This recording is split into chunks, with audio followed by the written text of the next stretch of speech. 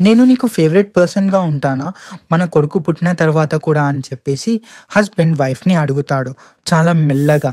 అలా అడిగిన తర్వాత క్యూరియాసిటీతో తన వైఫ్ యొక్క రిప్లై గురించి వెయిట్ చేసుకుంటూ ఉంటాడు. అప్పుడు తను అంటుంది మెల్లగా చిన్న స్మైల్‌తో, అవును.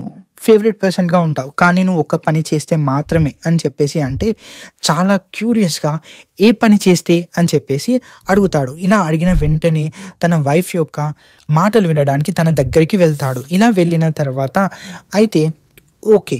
నువ్వు నా ఫేవరెట్ పర్సన్‌గా ఉంటావు. నా ఫస్ట్ చైల్డ్‌గా కూడా ఉంటావు. ఒకవేళ నువ్వు నా ఫస్ట్ చైల్డ్ అని చెప్పేసి నన్ను ఫుల్‌గా ట్రీట్ చేస్తే మన చైల్డ్ సెకండ్ చైల్డ్‌గా ఉంటాడు అని చెప్పేసి చెప్తుంది. ఇలా చెప్పిన తర్వాత అప్పుడు తను నవ్వుతూ తన వైఫ్‌ని దగ్గరికి తీసుకొని, okay my innocent baby, you are my first baby అని చెప్పేసి అంటాడు. థాంక్ యూ వెరీ మచ్ ఈ వీడియోని చివరి వరకు చూసినందుకు.